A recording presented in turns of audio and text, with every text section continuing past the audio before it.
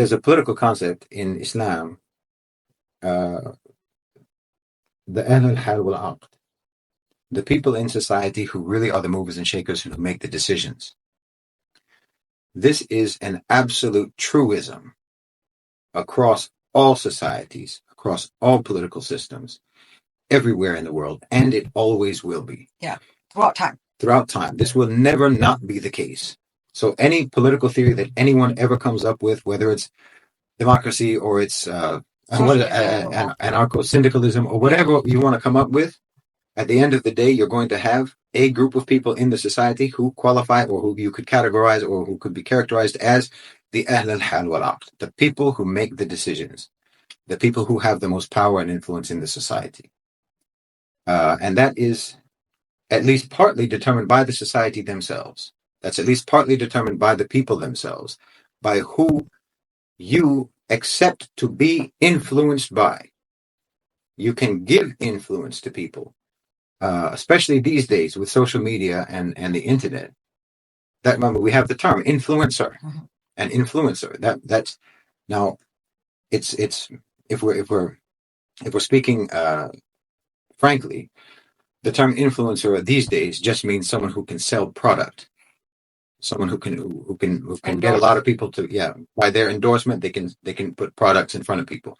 That's the new word for influencer. That's the new meaning really of influencer. But influencer also means influencer, someone who influences opinion, someone who is respected, someone who people listen to. And there are people like that.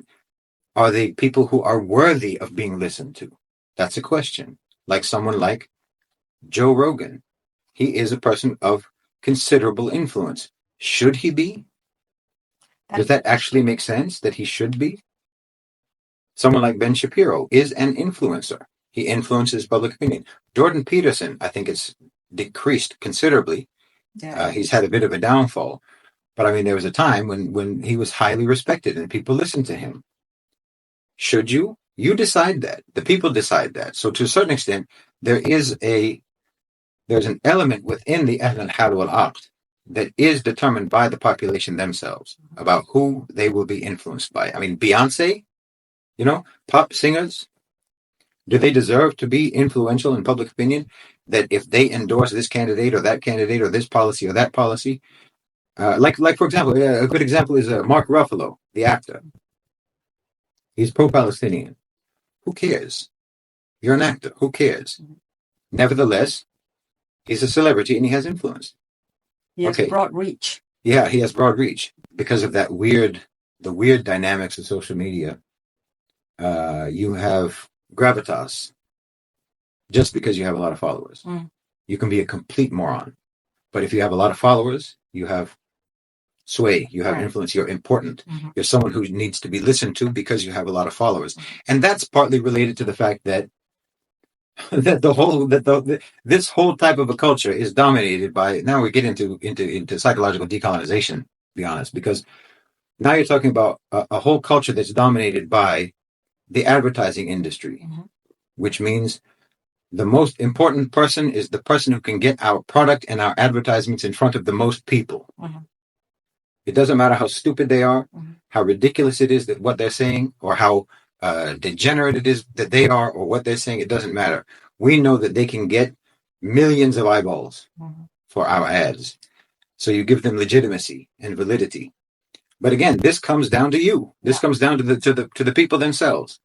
You need to, like for example, people for a period of time, alhamdulillah, it's more or less stopped. But for a period of time, so many people were telling me, we wish you would be on Piers Morgan. I wish you wouldn't watch Piers Morgan. Yeah. That's what I wish. If you hate Piers Morgan and you would like him to be taken down a notch or two, yes, I could do that, but you can do it as well just by not watching him. Yeah. It's very simple. Trying to protect yourself against American interference. You have to have strong Ahl al-Hal wal-Aqd, who are people who care about your society, who care about your community, and part of that is determined by you and who you allow to have influence. And then you have to build a relationship with the Ahl al-Hal wal-Aqd, a relationship of mutual respect and to some degree accountability, and not one of envy and bitterness and resentment and jealousy and always calling them this, that, and the other, and hypocrites and so on, and bringing them down. And that includes, again, the leaders. You have to have a good relationship with your leaders, whether those are leaders in the government or those are leaders just in society. And there's unavoidably, it may not seem fair, but unavoidably, an automatic category from the Ahl al-Hal wal-Aqd will be the rich people. Yeah. The people of wealth. So first you need to identify in your society who constitutes the Ahl al-Hal wal-Aqd. Yeah. And frame within yourself and your group of activists how you want to engage, how you want to approach. It shouldn't be antagonistic on the get-go. You need to communicate. Yeah, anything, and this is even what I've talked about many times also in terms of corporate democratization. You should approach anything like that with a negotiating mindset. That's what you're doing. You need to negotiate with power. Don't just try to, like, for example, with corporations. Okay, none of us like corporations, but the problem actually isn't the corporation. The problem isn't actually some large business. The problem is how they behave. The problem is how they conduct themselves, how they run their business, and how they do business, and how they interact with the communities where they operate, and of course their supply chain and all of that. So the problem isn't the institution itself necessarily.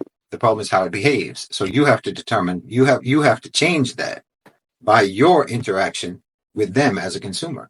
So how should activism in the West be conducted when there is state oppression and real life consequences of being banned to work somewhere just because of one holds certain beliefs?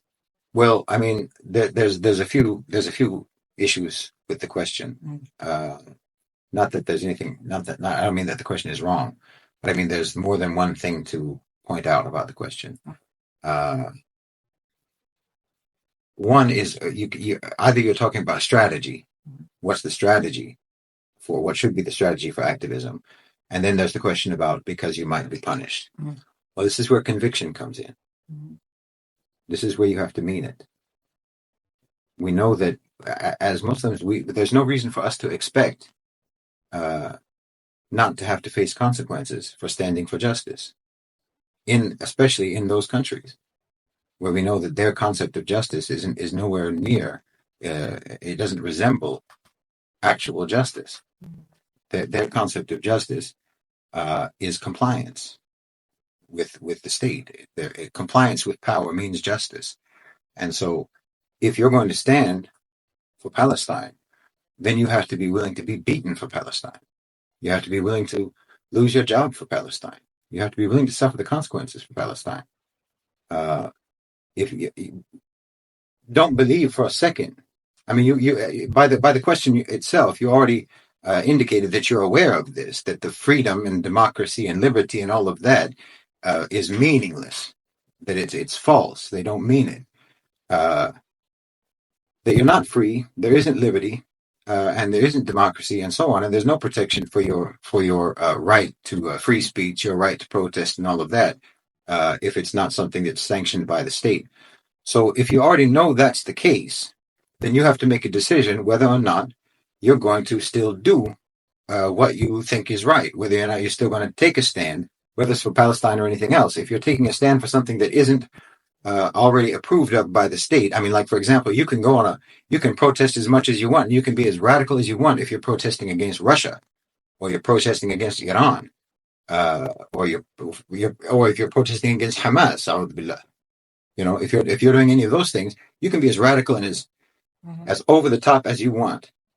Because it's all within the But if you're protesting something that's against American policy, then obviously you need to be ready and willing to bear the consequences of that, and fully expect to. You should fully expect to have the consequences brought down on your head. And if you're not ready for that, then I don't suggest that you should do anything. You shouldn't do whatever it is that you're planning to do. And at that point, then you need to start thinking about your strategies of what you can do to try to navigate. And here again, I'll bring this up again. I know I keep bringing this up. Why, for example, when you talk about the leaders, you need to understand about the leaders in the Arab world and in the Muslim world. And if you think about just the question that you asked, they're thinking the same thing. The rulers and the Muslim rulers, the Muslim governments, and all of the governments in the global south, to be honest, not just the Muslims, but all of the governments in the global south that are trying to liberate themselves from American domination, and also trying to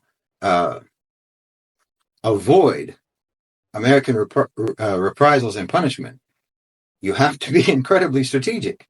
You have to navigate very carefully if you don't want that truncheon on the back of your head.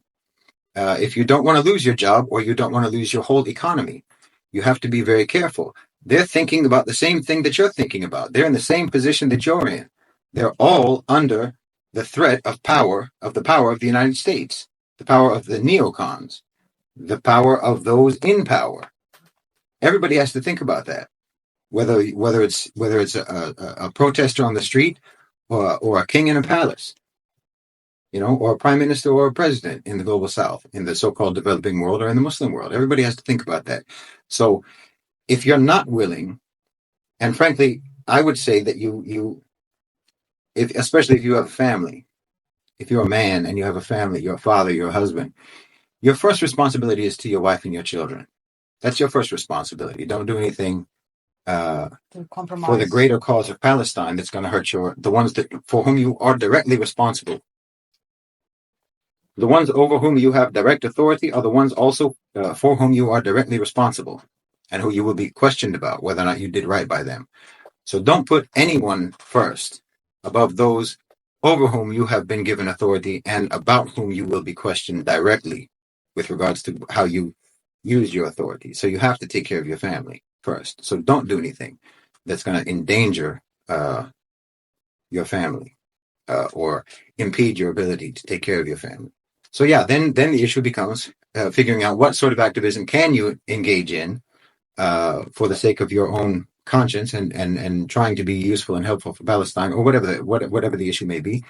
And then that's going to come down to really a personal evaluation of what is within your capacity, what's within your capacity to do. I mean, in some places you can go to marches, you can go to protests.